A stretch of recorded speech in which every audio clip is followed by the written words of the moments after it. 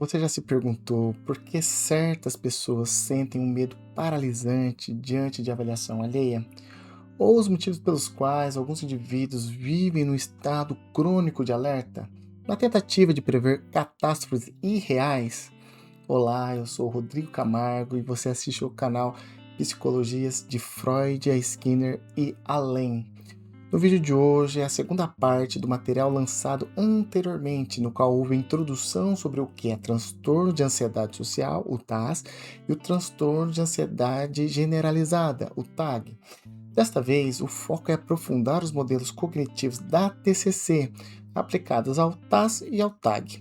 Este material destina-se a estudantes de graduação e a todos os interessados em psicologia. Antes de prosseguir, faço uma ressalva essencial. Este vídeo possui fins estritamente acadêmico e informativo. O conteúdo exposto não substitui acompanhamento profissional e não tem nenhuma finalidade de fornecer diagnóstico psicológico. E hoje vamos compreender a origem desses transtornos e os motivos pelos quais persistem no cotidiano. Apenas para recapitular o vídeo anterior. O transtorno de ansiedade social, TAS, provoca o medo intenso da opinião dos outros e faz com que o indivíduo evite o contato com o público. Já o transtorno de ansiedade generalizada, o TAG, causa uma preocupação constante e exagerada com as situações do dia a dia, o que gera impactos negativos na saúde do corpo e na convivência com as pessoas. O tema central de hoje são os modelos cognitivos, que funcionam como mapas para explicar a origem e a permanência, inicialmente, do transtorno de ansiedade social. A genética possui um grande impacto no TAS. Nota-se que os pais de pessoas com essa condição frequentemente demonstram algum tipo de ansiedade. Apesar disso, o fator genético não atua de forma isolada, pois a criação recebida na infância exerce forte influência. A ciência divide essa educação em dois pilares básicos: exigência, o controle, a supervisão e as regras que os pais aplicam; responsividade, o apoio, o acolhimento e a compreensão oferecidas pela família. Quando os pais adotam a superproteção e cuidam dos filhos como se fossem frágeis ou incapazes de enfrentar os desafios do dia a dia, o desenvolvimento da independência sofre sérios danos. Essa convivência familiar funciona como um terreno favorável para o surgimento do TAS. O bullying e as situações de humilhação pública também agravam muito a situação. Passar por momentos de vergonha diante de colegas ou dos próprios professores na sala de aula incentiva o isolamento. O fator principal é que o trauma não nasce apenas do acontecimento em si, mas sim de forma como cada indivíduo interpreta e absorve a experiência. Diante disso, todos esses motivos resultam em uma visão bastante negativa que a pessoa constrói de si. Essa opinião ruim, principalmente sobre a própria aparência, ganha uma importância significativa na adolescência. Fazem que a personalidade se molda. Nesse cenário adverso, surgem os pensamentos distorcidos. Um exemplo muito evidente na ansiedade social é a leitura mental, a crença de que o sujeito consegue adivinhar o pensamento alheio. Suponha a situação de alguém em sala de aula durante a apresentação de um trabalho. Ao notar um colega que cochila, o palestrante assume de imediato: a apresentação está maçante, o conteúdo não agradou. Ocorre uma hipervigilância, um estado de alerta máximo aos sinais do ambiente, com o propósito de validar a autoimagem depreciativa. Para atenuar o mal-estar, o sujeito recorre aos comportamentos de segurança, como manter a cabeça baixa ou evitar o contato visual. O curioso é que essas atitudes provocam justamente o afastamento e a solidão que o indivíduo quer evitar. O próximo passo é entender o transtorno de ansiedade generalizada, o TAG, que possui origens diferentes. No passado da pessoa, costumam existir situações muito difíceis vividas logo na infância, como traumas, violências dentro de casa ou a perda do pai ou da mãe. Acontecimentos desse tipo geram na criança preocupações pesadas e totalmente inadequadas para pouca idade. Desse modo, para enfrentar as incertezas da vida, o indivíduo cria uma forma rígida de tentar adivinhar os perigos. Surge um estado de alerta contínuo, focado em prever ameaças e diminuir o impacto de problemas graves.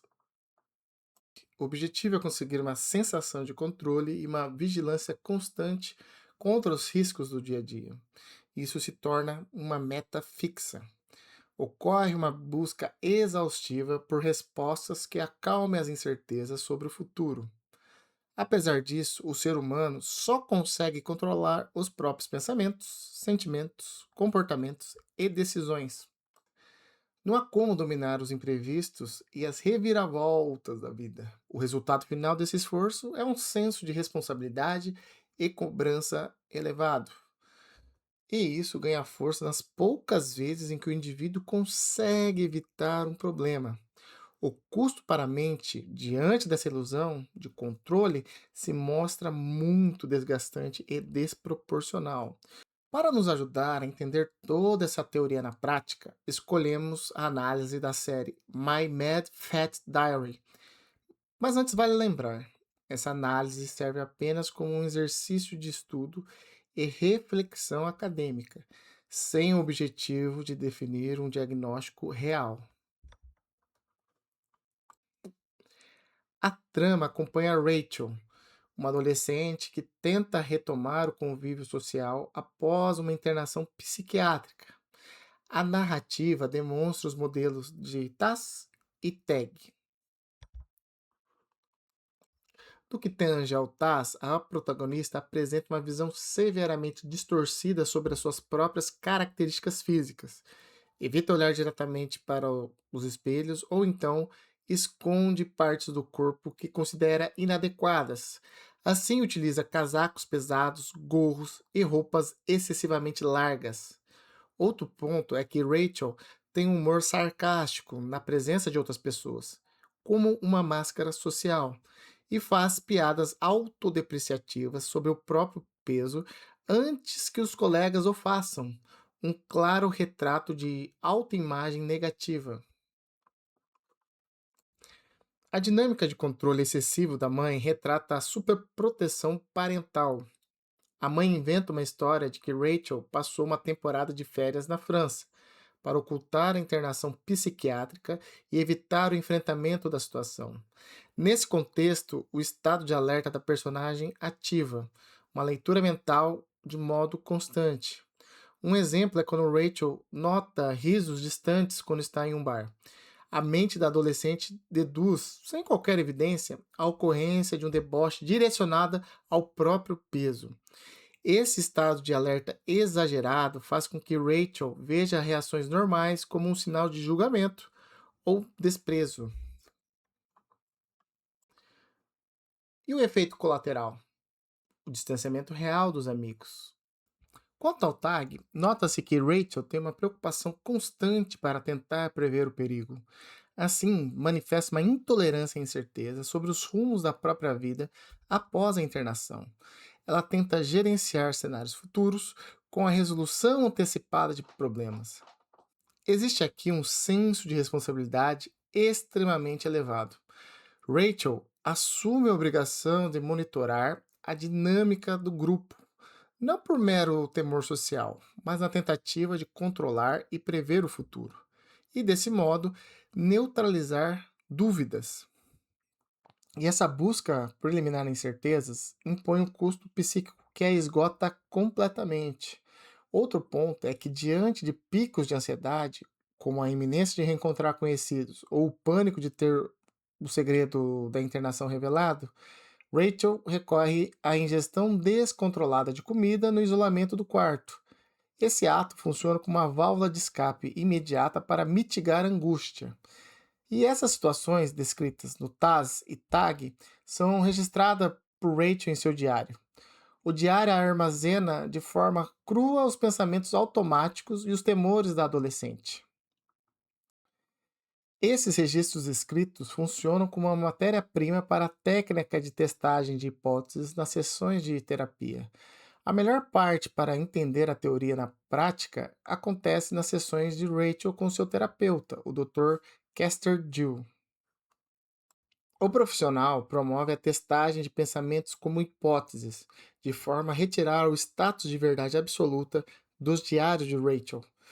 Em diversos episódios, há o estímulo da busca por evidências empíricas favoráveis e contrárias às suposições interpretativas de Rachel.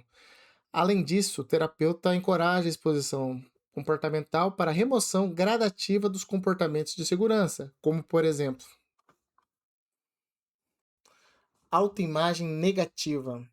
Rachel tem um foco obsessivo no peso corporal, e essa ação serve de base para o disparo de pensamentos automáticos e destrutivos. Leitura mental. Rachel tem a convicção imediata de que as risadas alheias expressam chacota em relação ao seu corpo. Esse mecanismo distorce situações que não têm relação direta com ela. Hipervigilância. Rachel tem a atenção fixada nos menores gestos, com a finalidade instintiva de coletar indícios que confirmem suas dores internas e inseguranças. Comportamento de segurança.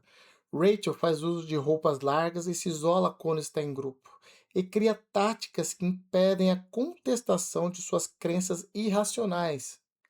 Previsão de perigo. Rachel quer antecipar rejeições futuras e gera exaustão emocional na tentativa impossível de eliminar as incertezas. A explicação chega ao fim, após detalhar o funcionamento de duas condições importantes. Transtorno de ansiedade social, o TAS, está ligado à herança genética, à superproteção dos pais, a experiências reais de humilhação e ao hábito prejudicial de tentar adivinhar o pensamento alheio. E o transtorno de ansiedade generalizada, o TAG, que inicia a partir de traumas da infância, os quais obrigam o indivíduo a construir uma rotina exaustiva de vigilância para tentar prever os riscos e controlar o futuro. Se este aprofundamento acadêmico agregou valor aos seus estudos, deixe o seu curtir e inscreva-se no canal para não perder os próximos conteúdos. Sinta-se à vontade para registrar um comentário com as suas impressões ou dúvidas sobre as distorções cognitivas. A troca de ideias enriquece nossa comunidade. Compartilhe o vídeo. Convido também você a visitar o nosso Instagram. E o resumo deste vídeo está disponível no link da descrição. No próximo encontro, o conteúdo abordará o plano de tratamento e as técnicas mais utilizadas na clínica cognitivo-comportamental, que inclui práticas como a respiração diafragmática, o treino de habilidades sociais, a exposição e a reestruturação cognitiva. Agradeço sua companhia até aqui, um grande abraço e até o próximo vídeo.